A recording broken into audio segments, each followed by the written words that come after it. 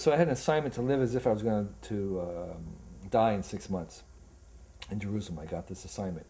And so for 6 months, I actually took it completely seriously, gave away everything I had, which was not very much, set off on this bicycle ride, kind of riding to my death. So I decided I would see the U.S., and so the way I did that was I was going to ride a bicycle from San Francisco to New York, preparing myself to really die. Why without a camera?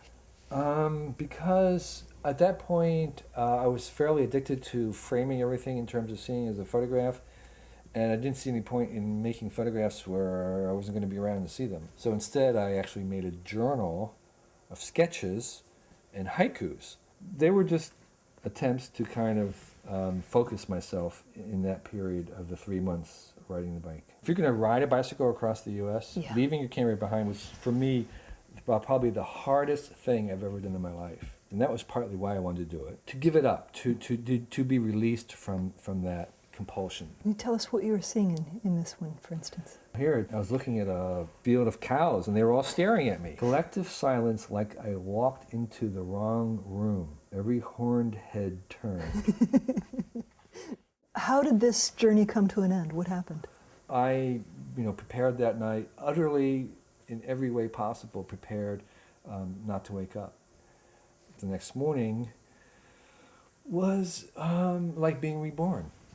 I remember opening up my eyes and thinking, I'm alive. That means I have everything in front of me. We have our lives. We have all these things that we're kind of lining up that we're going to do in the future. Part of what I was doing with my bicycle riding was taking all those away.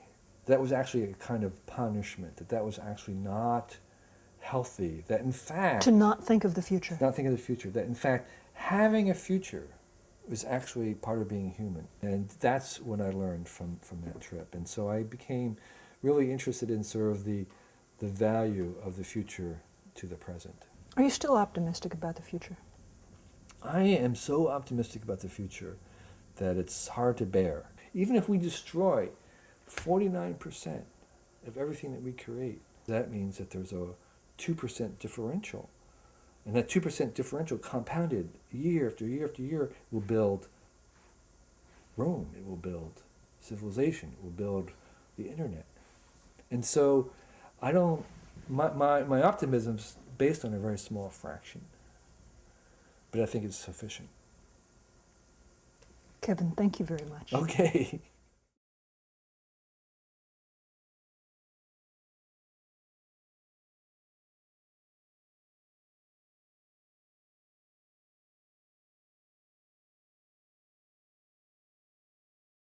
I hollered from top, I swung till I was dizzy,